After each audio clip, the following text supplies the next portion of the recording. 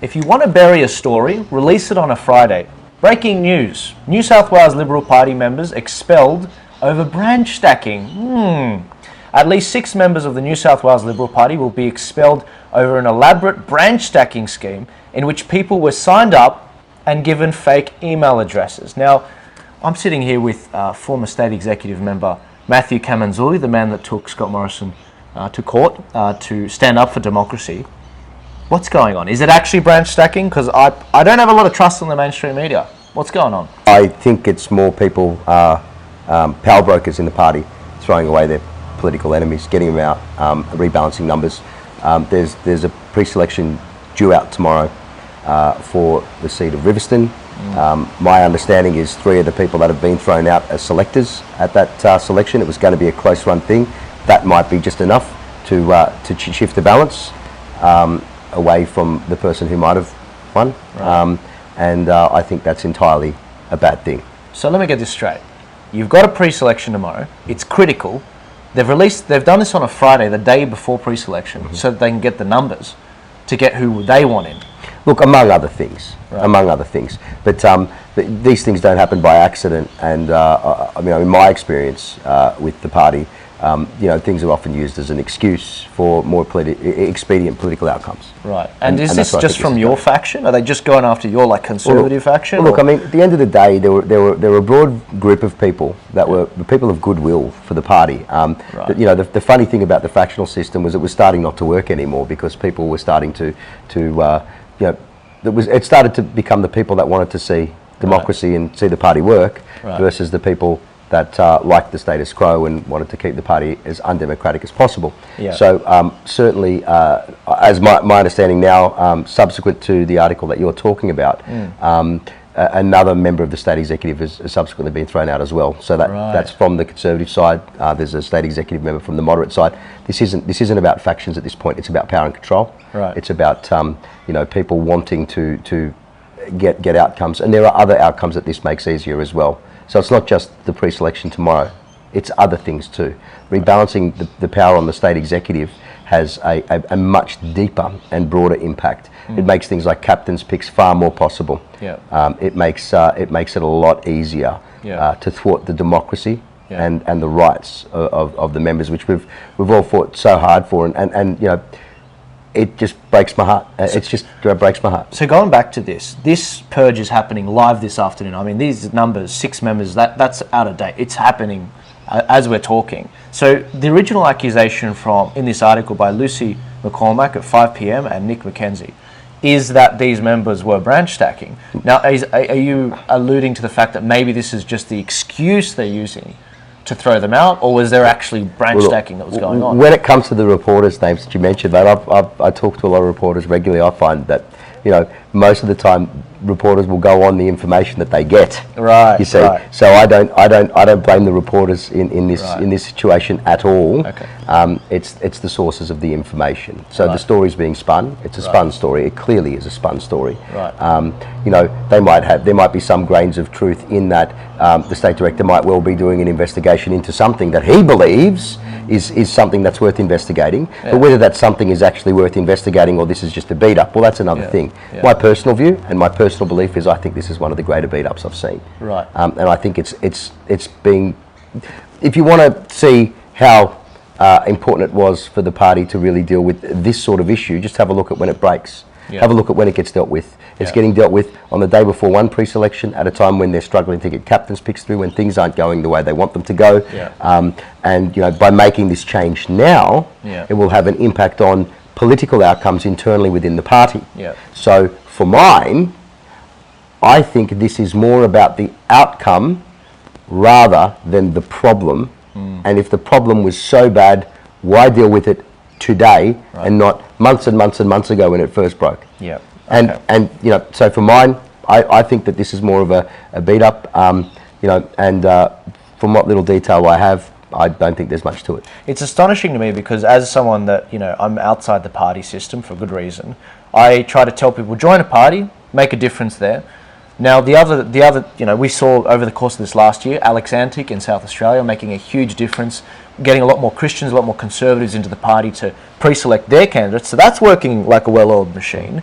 But New South Wales seems not to be. We saw the other night, you were on Sky News, and we saw you having a chat with Erin Molan, and after you we saw the opposition leader get up there, and Peter Dutton, and make the point that, look, I don't know what's going on in New South Wales, but federally we will be running pre-selections democratically. Was that a tacit endorsement of what you're doing in New South Wales, and you're trying to fight for democracy in the Liberal Party? It's a good question, Joel. I really can't speak for Peter. I believe Peter to be a man of principle.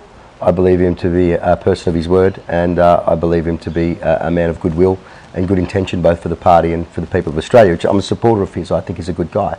Right. I think he's going to fall at some point to the mercy of the New South Wales division, and I guess we'll just have to see how that pans out for him. Right. I wish him all the very best of luck, and anything I can do to help him from outside here. I can't help him inside, but whatever I can do to help him outside here, I'll do. It's possible that it's you just want democracy, mate. No, I understand. Is it too much to ask? I mean, it seems that way. I send people to all parties, including the Greens. I say, go join the party of your choosing and make a difference, make a change. I can't help but feel like the Greens have a more democratic process than the New South Wales Liberal Party. Well, the Greens is an incorporated association that runs pre-selections. In other words, it's both justiciable, so you can take it to court because it's a formal structure. And it has got pre-selections. It does have pre-selections, right? It's a sad indictment. It's democratic. But look, I want to say something else about the Liberal Party. It has to be a broad church. It can't just be one-sided. When the Liberal Party only has one group of people in it, the Conservatives, then it's not a true Liberal Party. When it only has the Libertarian side without the conservatism, then it's not really the true Liberal Party. It needs both. The bird needs two wings to fly. Right. Well, needs two wings to fly. Well, my audience knows that I'm obviously of the opinion that in some states it makes sense to join the Libs. In other states it makes sense to have a combination of the Libs and the actual freedom parties and the freedom centres that keep the major parties honest. But what I cannot stand for is seeing this undemocratic attack by the establishment of the Liberal Party, both federally and now on a state level in New South Wales. It's disgusting, and it's going to yield the same results. Well, it started with local government, to be honest. I mean, we were in court a number of times. Right. It wasn't just in court the one time. That made all the news. As I think I said to Graham the other day, and John, this has been a long battle. This battle started some 10 years ago for selections, and we're almost there, and just as you get there, it moves back just that little bit, but it's getting harder and harder. I mean, now look at the extreme lengths people are going to thwart this democracy. I really hope, I'm pulling for the Liberal Party, but on the other side, there is more reason again for us to come at this from the outside to get some good quality independence, some decent people. Choice200.com. Choice200.com. This is where the rubber's going to hit the road. Right. Real people, ordinary Australians, who care about the sorts of things that I care about, that I know you care about,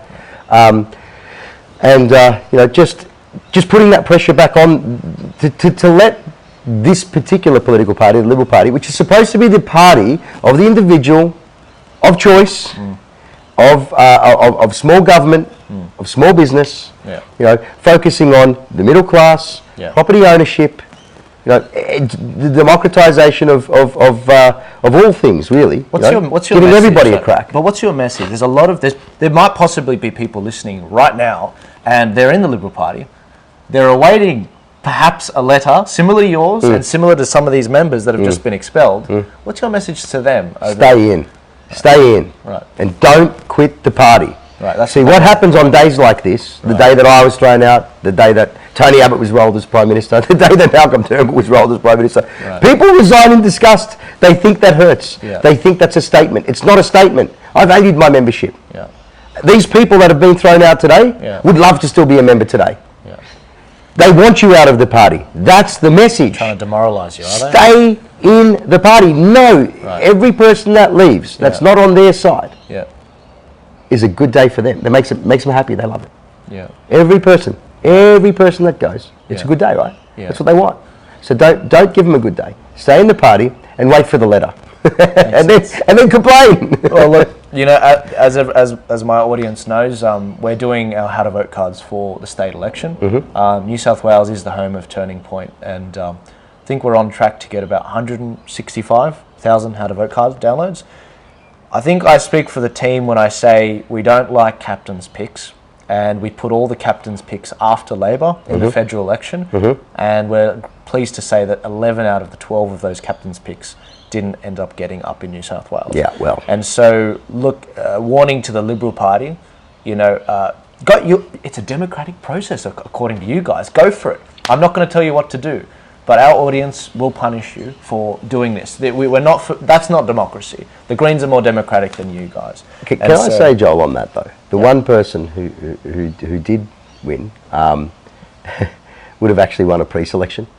So there was a captain's pick that matched or lined up with the local conference, right? And they would have won. Yeah. And they would have won. So they had the support, right? And so, I mean, it's a minor crime, I suppose, when you select the person who the members wanted. You can still win. Yeah, it really matters, right? It really matters. Yeah. So, it's about community representation now. So we're looking for good quality independence. Right. Guys, as I open this segment, this is coming out on a Friday, and that is not an accident. They want to bury this story. If it came out yesterday, it would have been front page news today. So give this a share, get it out there. We're being heavily censored. Thank you so much again to Graham Hood for allowing us to use his page to get this out there, because Turning Point and Joel Jamal page, we're getting smashed.